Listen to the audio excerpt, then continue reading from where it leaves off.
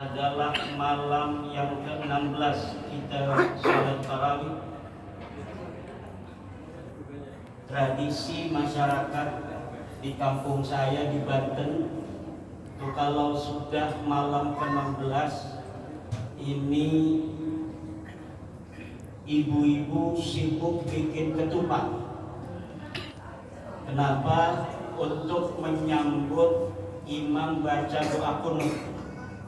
Ada yang bikin ketupat, ada yang bikin lemper, ada yang bikin selimpo.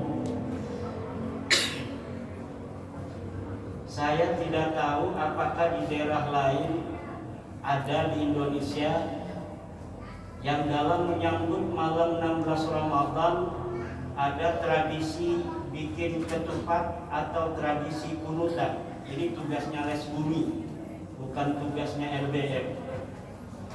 Ini mesti dimitigasi di Indonesia ini, daerah-daerah mana saja yang ada tradisi kunutan dalam menyambut kunutnya imam, karena ini adalah tradisi Islam Nusantara. Ini penting karena Islam Nusantara adalah tipologi Islam yang sudah terbukti memiliki kesaktian.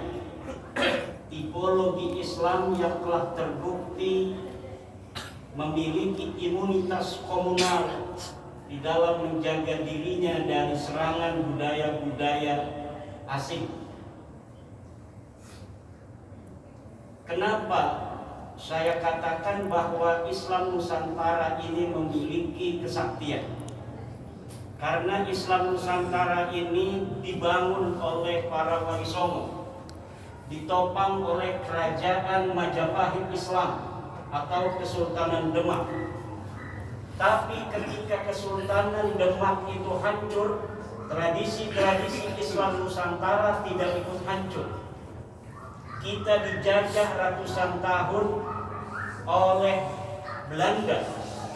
Tapi ketika Belanda pergi, tidak ada budaya-budaya Belanda diasimilasi dalam tradisi-tradisi keagamaan Islam Nusantara. Bahkan posisi ulama-ulama Nusantara hubungannya dengan Belanda adalah posisi oposisi diametral. Tidak ada ulama-ulama Nusantara yang mau bekerja sama dengan Belanda. Tidak ada ulama-ulama Nusantara yang muktabar yang mau jadi mufti Belanda. Makanya pangkat mufti Belanda diberikan pada imigran Muslim lainnya. Tidak ada budaya-budaya di dalam tradisi keagamaan Islam Nusantara yang ada kaitan dengan tradisi Belanda. Ulang tahun Ratu Wilhelmina, pesantren-pesantren, para kiai-kiai zaman itu tidak ada yang mau ikut instruksi Belanda untuk mengadakan ulang tahun Ratu Belanda. Tidak ada destinasi-destinasi ulama-ulama Nusantara, basic pesantren yang mengadakan ulang tahun Ratu Wilhelmina. Inilah Bapak-bapak, ibu-ibu sekalian, yang saya katakan bahwa Islam Nusantara sebagai sebuah konsep yang dimunculkan Nahdlatul Ulama 2015 memang telah terbukti memiliki kesaktian dan imunitas komunal. Bahkan tahun 1927 Muktamar NU itu masih mengambil sebuah keputusan muktamar bahwa menggunakan dasi, celana panjang, jas itu hukumnya haram. Kenapa haram? Karena ini tasyabuh dengan Belanda. Ini adalah upaya perlawanan dari kalangan Nahdliyin ketika itu kepada hegemoni penjajahan Belanda. Tahun 40-an Kiai Wahid Hasim mendobrak keputusan itu. Beliau menggunakan jas, menggunakan dasi, menggunakan celana panjang. Ansor kita pada ikut Kiai Wahid Hasyim. Akhirnya pada Kombes di Kudus Ansor itu Kiai Asnawi Kudus marah-marah di arena Kombes karena anak-anak NU yang dari Ansor pakai celana panjang. Setelah merdeka tahun 50-an, Kiai Saifuddin Juri bertemu dengan Kiai Asnawi Kudus. Dalam keadaan Kiai Saifuddin Juri menggunakan jas yang rapi, dasi dan celana panjang.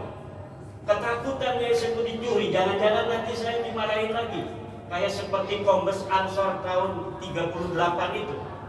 Ternyata kata Kiai Asnawi Kudus, dulu saya haramkan menggunakan dasi, jas dan celana panjang karena tasabuh bil kufar, tasabuh dengan Belanda. Kalau sekarang menggunakan celana panjang itu bukan tasabuh dengan Belanda, tapi tasabuh dengan Kiai Wahid Hasyim dan Insinyur Soekarno. Akhirnya dihalalkan. Itu kama qala Syekh Asnawi Kudus. Setelah merdeka pula, ajaran-ajaran Nahdlatul Ulama yang merupakan kristalisasi pelembagaan dari ajaran-ajaran Wali Songo yang kemudian di 2015 kita kenal juga dengan istilah Islam Nusantara, telah mampu beriringan dengan Pancasila dalam menciptakan bangsa dan negara Indonesia dalam ketentraman yang tiada tara. Memang ada beberapa masalah di sana, tetapi relatif semua itu bisa untuk ditangani oleh kebangsaan kita yang mayoritas muslimnya adalah Muslim Nahdlatul Ulama, Muslim Islam Nusantara, Muslim daripada ajaran-ajaran Wali Songo. Maka ketika kita hari ini ingin ikut serta dalam rangka menjaga ketertiban dunia, sudah saatnya Nahdlatul Ulama membawa konsep Islam Nusantara ini bukan hanya ke level nasional, tapi juga go internasional. Sudah saatnya Nahdlatul Ulama tablighu mafahimi Islam Nusantara ila jami'i anha'il alam, untuk menyebarkan konsep Islam Nusantara ini ke seluruh semesta raya. Kita ajak seluruh agama-agama di dunia agar mempunyai konsep yang sama dengan Nahdlatul Ulama, yaitu dasar tawassut, tawazzun dan i'tidal. Dan kita ajak seluruh konsep-konsep dasar negara di dunia ini untuk mengikuti konsep dasar Pancasila, di mana seluruh agama, seluruh etnis dan suku di dalamnya dilindungi oleh bangsa negara itu sendiri. Banyak orang atau kelompok komunitas yang ingin menyebarkan, membangun peradaban di dunia ini. Yahudi mempunyai konsep protokol Zionis. Dia ingin mengembangkan peradaban dunia menurut konsep Yahudi.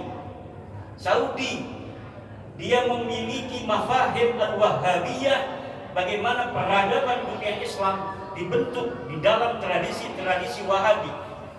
Lalu Nahdlatul Ulama, ketika kita ingin berperan di dalam membangun peradaban dunia ini, konsep apa yang kita miliki? Konsep yang kita miliki adalah konsep Islam Nusantara. Maka sudah saatnya kita kristalkan ini konsep Islam Nusantara untuk merawat jagat dan membangun peradaban al-muhafadzah al-qadimis salih wal akhdhu bil jadidil aslah, yaitu dengan membakukan konsep Islam Nusantara baik di dalam definisi, filosofi maupun teori. Kita berdoa mudah-mudahan Nahdlatul Ulama semakin memberikan manfaat di dalam peradaban dunia ini, dalam menciptakan keharmonisan dan perdamaian di tengah-tengah dunia. Demikian wallahu huwal muwaffiqu ila aqwamit thoriq.